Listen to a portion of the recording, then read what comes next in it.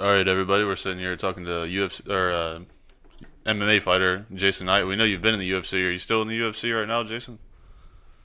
No, man. I had 9 fights with them. I got in the UFC December of 2015, and I was released December of 2018. I just got a fight with Bare Knuckle FC. I'm gonna be fighting Artem Lobov at the Gulf Coast Coliseum down here in Mississippi. I'm gonna be fighting, a UFC caliber fight right here in my backyard, and it's bare knuckle boxing. He can't take me down, and he's got these little short arms, so I should be able to just pick him apart. Have fun. Yeah, I saw that you were scheduled for that fight. I figured that you were probably just going over there now. That's why I wanted to make sure. But yeah, we were really excited to hear about that. That's mainly what I wanted to ask you about. Yeah, man. I signed a one-fight deal with them. I'm just going to fight for them the one time because they're fighting, at the Gulf Coast Coliseum right here in my backyard. And, they offered me Artem Lobov and a pretty good little chunk of change. So I'm going to go out here. I'm going to fight him. And then afterwards, if ONE FC or Bellator or, whoever might decide to call, Risen, whatever, I'm going to leave that option out there. But, also, Bare Knuckle said that, they might decide to try to throw a 3-fight deal at me after this. And if they do, if I like their offer, I might decide to, stay at Bare Knuckle for a while, Yeah, man, that's awesome. So what's the difference with the rules with Bare Knuckle, just besides the fact that it's Bare Knuckle? Honestly, I am not is it just strictly boxing? Sure. I know that we're just boxing. Yeah, there's no takedowns, there's no kicks, just punches. The 2-minute rounds. I know that my fight is 5 2-minute rounds, and I don't really know the point system, or I don't know if I knock him down, how many times I can knock him down, how many times does he get a standing A count, or none of that. I didn't really look into all that. I just know that they said I'm fighting Artem Lobov as Bare Knuckles, and we got 5 2-minute rounds. You just you're just showing up and fighting. Yeah, man. I went to work, trying to work my ass off of my boxing, trying to get my footwork and my head movement down a little bit, and get in there and try and look like a better fighter than I ever have, and try and let everybody see a new side of Jason Knight. Yeah, man, that's awesome. You don't have to train all the other stuff too, so you can just focus on boxing.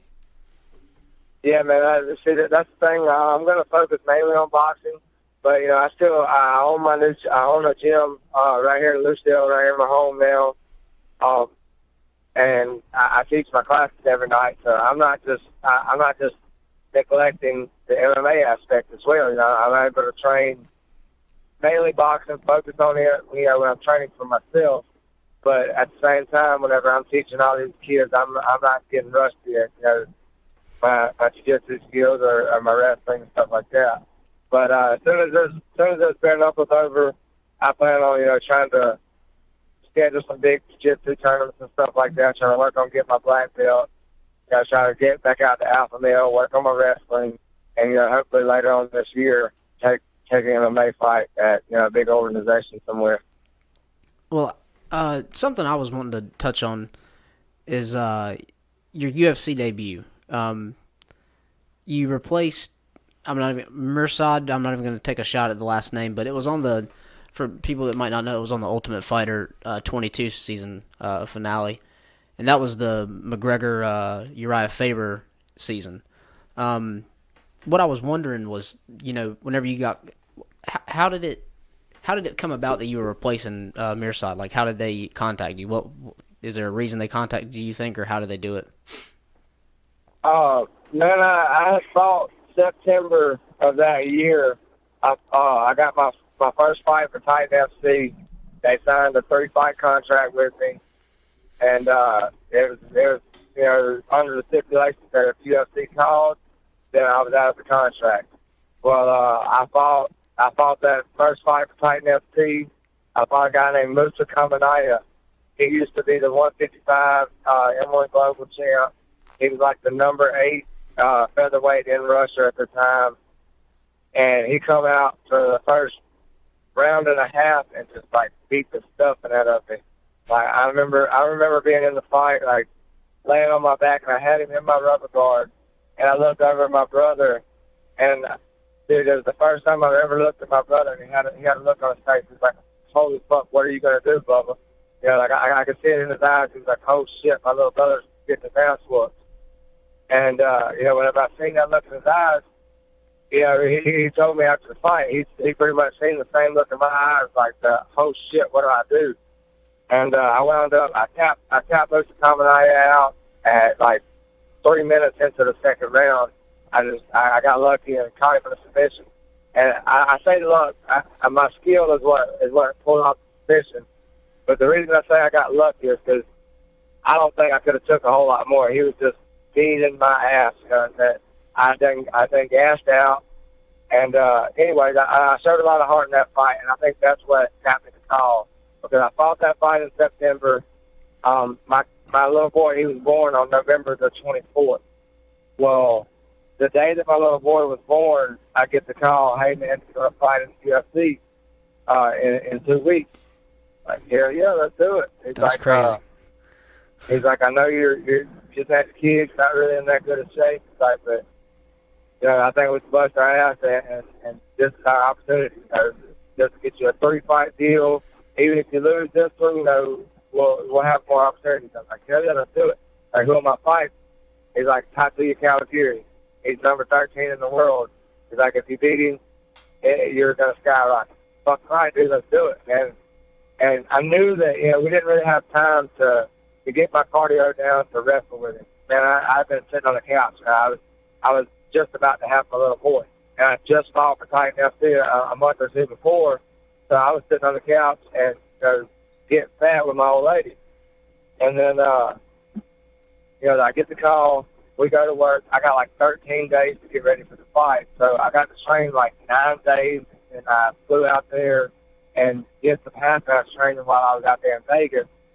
And, you know, all we was working on was, you know, rubber guard. He's gonna get me to the ground, and we're going to tap him out.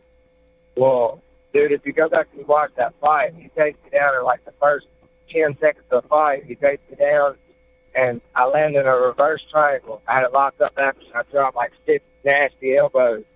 And I should have just stayed there. If I had stayed there, I think I probably could have finished the fight. But Alan Belcher tells me, switch it.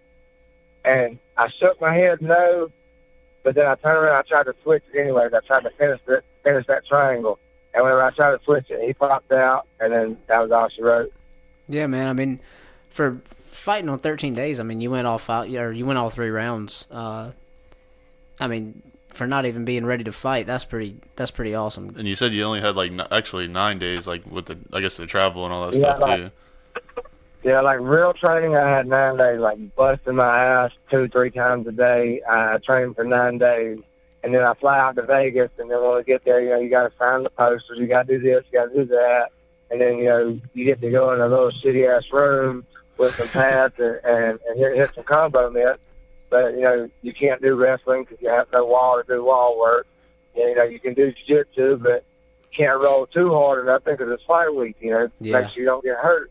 You can hit pads as hard as you want to, but you can't get any kind of, like, wrestling cardio because if a guy's trying to take you down out in the center and you sprawl the wrong way or something, you might get hurt. I don't know, but it was awesome, though, man. I lost that fight, and after that, I went on a 4-fight win streak, got to number 15 in the world, and you know, after that, I got the Ricardo Lamas fight, and after that, you know, shit went downhill. Yeah, man. Well, I mean, the thing is, with the UFC, though, you've had some pretty, you know, I'm just sitting here looking at your list of fights, you know, it's pretty Dan Hooker, Ricardo Lamas. I mean, pretty Alex Caceres, pretty big name guys. I mean, to fight those guys is super cool. I mean, man, like I tried to fight as often as possible. What's crazy is I'm 26 years old. I got 20 wins. I got 6 losses. I have 9 UFC fights at 26 years old. You know, I did more in that 3 years than a lot of people have done in 7, 8, 9 years. Well, yeah. You know, out of the four fights that I won, I got 3 bonuses. And the damn fight out of the 4 that I lost, 3 of them. I would say I would give 3 of them. I would say that I lost. The Gabriel Benitez fight, I'll whoop his ass tomorrow if I wasn't sick. I was sick, but anyway, that doesn't matter. But the McElwain Americani fight over there in England, man, they just robbed me, dude. I don't care, no way around it. I've watched the fight 1,000 times. I've watched it as unbiased as possible, and you can't score that fight for that guy. But yeah, I watched one of your other interviews, and that's what you guys were talking about. It was like, I haven't seen the fight, but apparently, from what I heard, it sounded like it was like kind of some questionable judging. Yeah, dude, I dropped him twice in the first round. Like he was. We started out the first round, and I come out southpaw, and he was kind of getting the better of me on the stand up. I switched to orthodox, and when I switched to orthodox, I hit him with a nasty uppercut, dropped him, and whenever I dropped him, I got too excited. I ran up. And, got tangled up with him. He gets back to his feet. I drop him again with the same uppercut. Well, once I drop him, I run in. I catch him in a triangle choke. I almost finished the triangle. He wound up rolling over, getting out of it. I end the round. I'm on top. All right, well, this first round, that's a 10-8 round all day long. I don't give a damn who you are.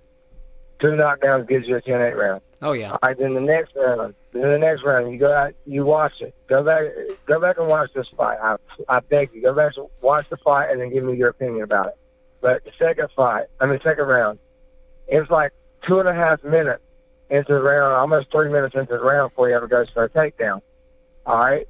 Well, out of that 2.5 minutes, I probably threw 40, 50 punches. He threw probably 3 or 4. And, of course, I guarantee you probably 30 of them didn't land because I'm, me, I throw wild, crazy shit whenever I'm when I get mad or something. Yeah. But anyways, I was trying to knock his head off, not trying to do it the right way. But either way, I threw more than he did. He took me down, and the whole time he was on top of me, I think it was about 30 seconds that he was on top of me. I think he might have threw 1 or 2 punches, and neither one of them really landed. We get back to our feet. The referee stands up. We get back to our feet. We're on our feet for another 30 seconds. So this is already 4 minutes into the round. Then he takes me down. He's on top the last minute. And I think out of this whole minute, he might land 2 or 3 punches. The whole time I was taking my heel and hitting him to the kidney. I was trying my best, to be patient, wait on him to try to throw a punch or something, wait on him to try to pass, create an opportunity for me to throw up a submission. Well, he just stayed there like, shelled up like he's scared to death, never did anything. Well, that round ends. We come out, third round, I give it to him. He wins the third round. But second round, I think that it should have been a 10-9 round, first round 10-8, and then third round he got a 10-9. But, that's just me. Well, and from what I read online, like a lot of people I've heard say the exact same thing you were just saying. Like the 10-8 should separate it should definitely like swing it your way. Yeah, like see, my thing is by the new scoring system, it doesn't matter if you're on top or not. If you're not doing damage with that position does shit for you. That takedown does nothing for you. All right, and any time that he was ever on top, go back and watch the fight. There's never one point in the fight where he's in control of me.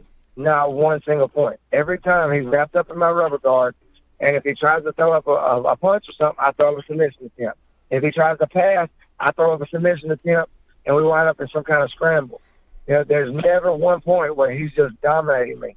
I think in his first round, he got a takedown, and he held onto my arms for 2 seconds and stuck his tongue out. If you call that control, you can call it control if you want to. He was there for about 2 seconds, and we get back to our feet, and I knocked him down twice. I won that round anyway. But anyways, I just get aggravated about that one. The thing is, man, I'm still young. I got a lot of life left in me, and I'm nowhere near done. If I don't make it back in the UFC, I don't care. I will go down, as one of the greats, one way or another, whether it's in the UFC, ONE FC, Bare Knuckle FC, whenever 100 years from now, whenever somebody says Jason Knight, they're going to think of me, not some other guy. Yeah, man. I mean, Yeah, when I looked at your fight list, like your record, I couldn't believe that you were 26 after how many fights you had and like how many wins you had. Yeah, I went 10-0 as an amateur, and I turned pro when I was 17, and I went I think it was 8-0 as a pro. Yeah, I lost my first one, and after that I won like another 6 or 7 in a row, and then I got the call for the UFC. I was 16-1 before I made it to the UFC, and the one guy that beat me, I went back and I rematched him. It was a title fight. I rematched him for a 5-round fight and beat him every round of the fight. So before the UFC, I was doing good, man, and even in the UFC, I was doing great. It's just I'll be 100% honest with you, man. I had entirely too much money thrown in my lap at one time, to be a small town kid that's been broke my whole life. I went from I couldn't hardly afford to pay my electric bill to I could buy a new house. You know what I'm saying? Overnight. I mean, like it was crazy. Don't get me wrong, I didn't make a whole bunch of money off of each fight, but whenever you add in that bonus with on top of a $60,000 paycheck, and you make $111,000, whenever the year before that you probably barely cleared $15,000. You know what I'm saying? it changes things. That's definitely a lifestyle change overnight. Yeah, dude, like, hell yeah, big time, man. Like I was doing whatever I could to make ends meet. You know what I'm saying? I work at the shipyard for $15, $16 an hour. I go build houses for $15, $16 an hour, and whatever I could to get a little paycheck. And it wasn't always steady. There'd be times I go months at a time without a job. Well, then next thing you know, all this money gets tied in my lap. So what I do, I started partying, man. I started splurging. I had every toy I ever wanted. I had every vehicle I ever wanted. My house was paid off in no time. You know what I'm saying? I did everything that I wanted to do for 3 years. And then next thing you know, I get to the Carter Lamas fight, and the money just wasn't coming like it was anymore because I lost to him, and then I go to the fight Gabriel Benitez, and it's all about it's not about having fun anymore. It's like I gotta beat him, get this money back right, get my money back right. Well, then I go in there, and even though I'm sick, I didn't back out the fight. I had strep throat the week before the fight, and I should have just like, hey man, I'm sick. It's probably not a good idea for me to take this fight. I need to go ahead and back out. But hell no, I had to get that money. So I fought him anyway. And then, I lost the fight, started struggling, trying to pay, I was borrowing from this one to pay that one to keep it up, keep the money going. And then, by the time the next fight come, I was already in debt. And then I fought Macquarie and Murakami, and I thought I thought everything was going to turn around. But, I wound up, they give him the decision. Well, the Jordan Rinaldi fight, man, I was 100% prepared. I busted my ass. I went out to alpha male and everything. And the guy, I got my hats off to him. He had the same, his skill in jiu-jitsu was equally as good as mine. His wrestling was probably a little bit better than mine. And he was 10 times stronger than me. Once he got to my back, man, there was nothing I could do with him. Yeah, we were meaning to ask you about that because we talked to one of the guys he trains with, and we're probably gonna have him on eventually. So we were hoping, yeah, that's cool to hear though, because I listened to a lot of his interviews, and he was saying the same thing, like how he was like, I got to make sure I'm right for Jason Knight. Like he's crazy. Like you got to be ready for him. Yeah, man. I had nothing but respect for him. He come out there and he was humble the whole time. I even tried getting in his head, a couple of times, and he still remained super respectful. Like for me, I like it whenever somebody's mad at me or whenever they're wanting to talk crap to me. It makes me want to fight them worse. It gives me more excited about the fight. And I tried to get him into that, and he never would. So I have 100% respect for him, and I hope to see him go a long ways. I just wish that I could have done a little bit better in the fight. There was no way in hell that I was going to let him submit me. He rode my back the whole time, and I didn't let it happen. But it was a definitely tough fight. That was back in like November, right? That fight. Yeah, I can't remember the exact. November 4th, we fought at Madison Square Garden in New York, and So after that loss, that's when I got released. I think it was sometime a little bit before Christmas, a little after. I think it was a little bit before Christmas. So, whenever you've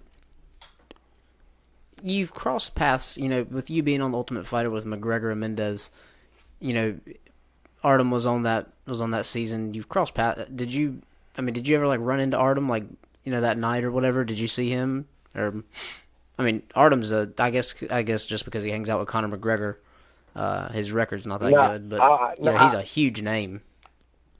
Yeah, I've never actually met him. I met Conor the night that the night before I fought Kawajiri, my first UFC fight. I was there. I done cut weight and everything, and I was waiting backstage to weigh in. Conor and Jose was up on the stage doing their like a open workout or whatever. Mm-hmm. And he comes out back or whatever, and he's coming through the lockers, or coming through the backside or whatever, at the backside of the stage. I was like, "Hey man, you mind if I get a picture?" And this fucking Conor McGregor. Well, he goes to put his arm around me. Like, "Yeah, sure, no problem, man." And I was like, "No, man, let's take one face off." He said, "Oh, you're a fighter, eh?" Like, yeah. He said, "What division?" I said, 145. He said, "Oh, you think you're gonna make it, little man?" I was like, "Yeah, motherfucker, it's just a matter of time, Sorry about the language, man, but I was like, "Yeah, it's just a matter of time, Yeah, you're good. Don't worry about it. We like it. I want to hear what actually was said. But yeah, I was like, "Yeah, just a matter of time or whatever." And he just stood there and kind of mean mugged, got all up my face and shit, and I just smiled. And he walked off and shit. My mom and them took pictures and everything, and he walked off. That's still pretty cool, though. That's just I don't know how it is with you. You're a professional fighter. I'm sure it's different, but the interaction's cool. Interacting with Conor McGregor. That's just, whether it eventually did lead to a fight or not. The fact that you go home or you go to your hotel room that night and you're like, Jesus Christ, I just exchanged words with Conor freaking McGregor. And he'll probably be watching your fight with his buddy Artem. Look, I heard that dude before Vegas, before that day. I love watching Conor McGregor fight. Don't get me wrong. I do. I like watching the dude fight, but as a person, I'm like, fuck him. Like, you didn't have to be a douchebag to me. You know what I'm saying? But, yeah, anyways, it'd be cool if he did show up. I hope he's in I hope he's in Artem's corner. That'd be crazy. That'll bring so many eyes on that show. I'm sure we're gonna be watching, but I bet a lot more people will watch too. I'm sure John Kavanaugh and all those guys, Owen Roddy, I'm sure all them will be there. Yeah, that'd be pretty cool. But I'll come a long ways for just to watch that boy get some hands put on him. I promise you. he might hit me a few times, but he's in my backyard, dude. I'm telling you, he's going to be in front of my fans. These are the people who's been screaming for me since I was 14. And even though I've lost 4 fights, they're the same ones that's going to show up and scream their ass off for me. And I'm not going out here to let them down. And they probably haven't seen you fight in a while. Yeah, they haven't seen me fight in person in so long. The last fight that was close enough for anybody to come to was Dallas. I fought in Dallas, and I had probably 100 people there, just friends and family. But around here, dude, the last time I fought on the coast, I sold the IP casino out, the little room that we did. I don't know, it was the Golden Nugget last time I fought around here, but I used to sell them little casinos out all the time, and that was before the UFC. That was 10 fights ago. And so now I've got a whole lot bigger following, and I just know that my fans are going to show up and they're going to show out. I know it. And I'm going to go up and I'm going to show out for them. I'm working my ass off in my boxing, and I'm just going to keep working harder and harder and harder so that way I can guarantee that I'm not going to go in and get beat up by this guy. Whenever you said you fought in Dallas and you had 100 people or so show up, I've always wondered, does the UFC give you like a certain amount of tickets that you can give out to certain? I'm sure they didn't. They might have gave you 100. I don't know. They give you 4 for every fight. They always give you 4. I think they hooked me up for Dallas. I was on a 3-fight win streak, and I had the 3 fights. I had 2 bonuses, I think it was. And then I was fighting Chad Skinner that night. So I think I asked them for like 10 tickets, and they was like, "Oh yeah," they gave them to me. That's pretty cool. But yeah, usually it's like 4 tickets is what they'll always give you. And sometimes if you ask them for a little bit more, they'll hook you up. Yeah, I know a girl, a friend of mine who lives in the town we live in. She trains. She's an amateur at Jackson Wink, and John Jones actually gave her a couple of his tickets when he fought Gustafson for Vegas. But when it changed to Las Vegas or Los Angeles, she ended up not going. But he offered her one of the what's his name, Gustafson tickets. So I didn't know how many they gave fighters. I was just wondering. Yeah, they usually give us 4, man. So what I always try to do is like out of 9 fights, I think my family like enough to fill those 4 seats. I think they can afford to come to like 3 or 4 of them, maybe 5. That I was able to fill those 4 seats.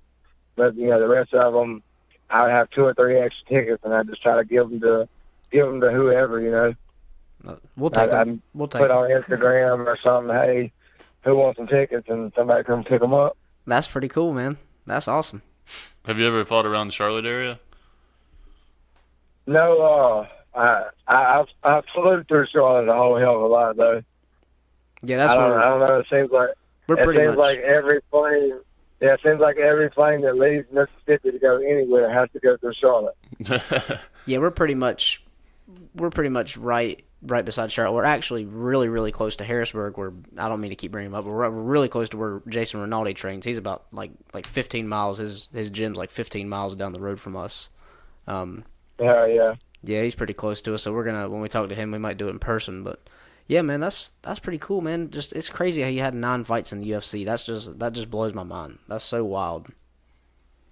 Man. I mean, the thing is, dude, I got too excited too fast. I was, I should have calmed the hell down. I had so much money that I should have still had so much money in the bank right now. I should have calmed my ass down, invested or something, and took my time slowly but surely taking those 9 fights. I should still be on like fight number 5 right now, not number 9 and had the UFC. But it's no big deal, man. I learned a lesson early. You know what I'm saying? I'm still super young. Sean Shelby, Dana White, they know who I am. They like me.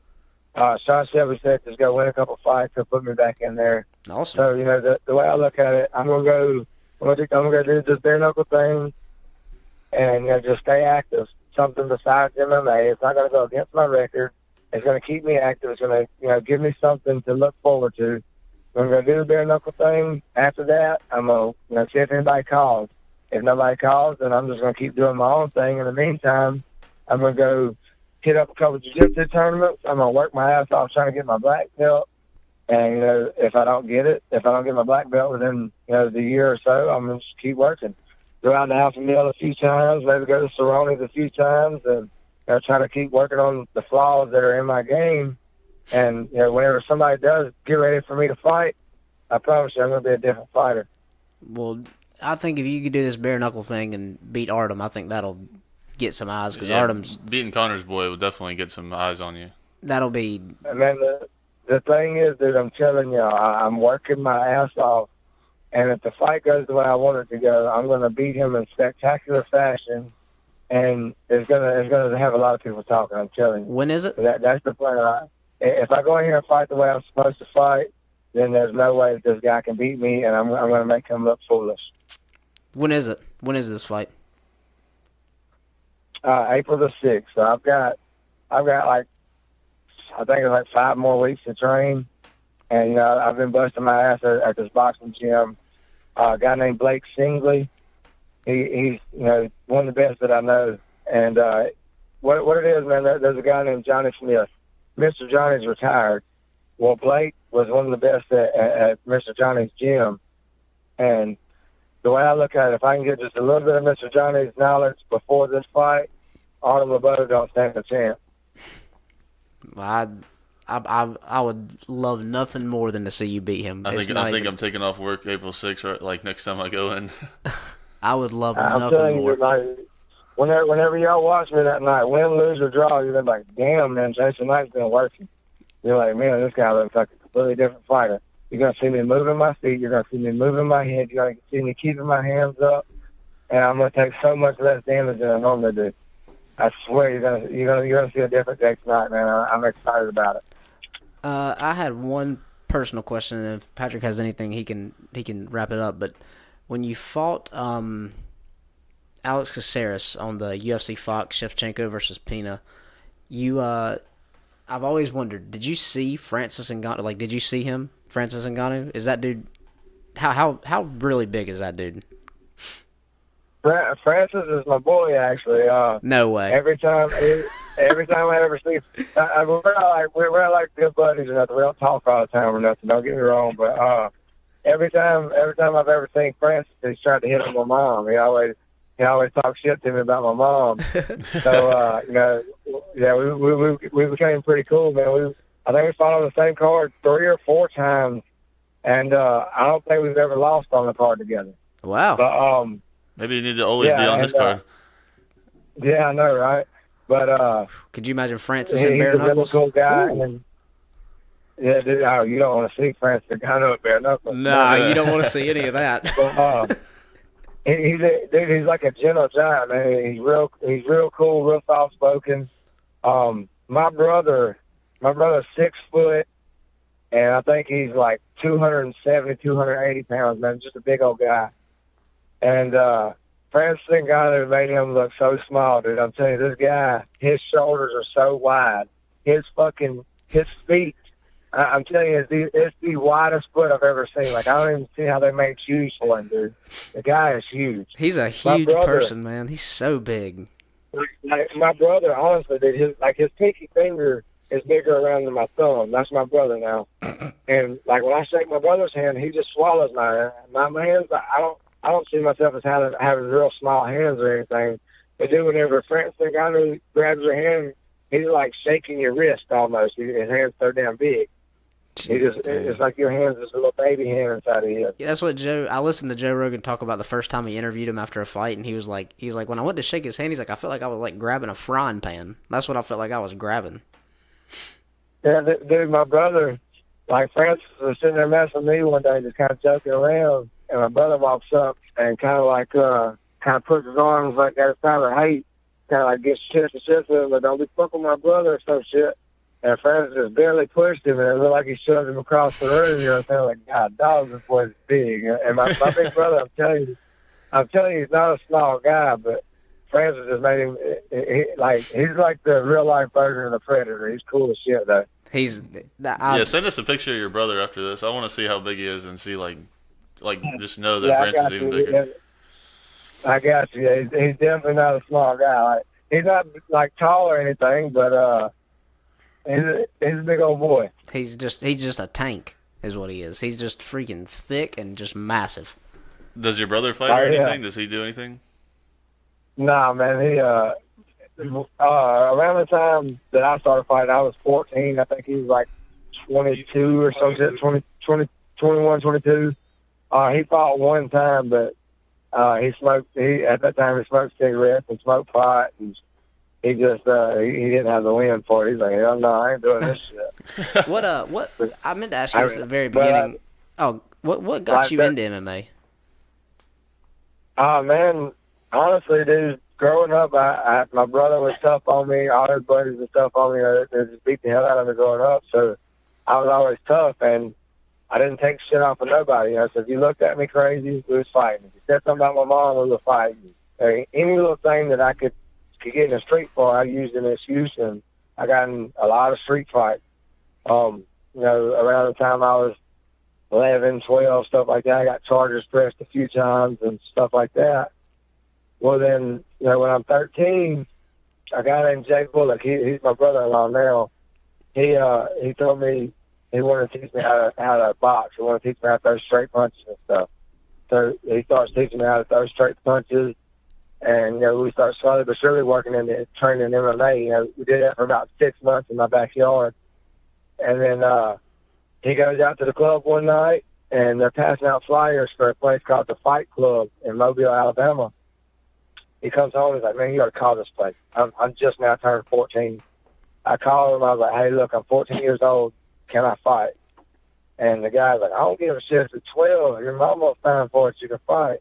And at this time, Alabama, they didn't have a sanctioned athletic commission. There were little raggedy fights, and I was fighting in a 16 by 16 dog kennel that was inside of a boxing ring. And like, you can probably go on my Facebook or something and find a picture. It didn't even have the plastic coating on the cage or anything. Oh my God! But, I signed up there and I fought 6 times for them. Training out of my backyard, I was 6-0. All I had was a rear naked choke, some good cardio, and a bunch of heart. You know what I'm saying? And then I was 6-0 training out of my backyard, and I hear about Alan Belcher's whenever I was like 15, going on 16. I hear about Alan Belcher's gym. My brother was like, "Look, man, if you move up here and live with us, I'll pay for it."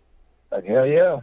I moved down there to Ocean Springs and started training with Alan, and I had 4 fights with him, and then once I turned 17, he's like, "Hey, man, let's go pro." So here we are.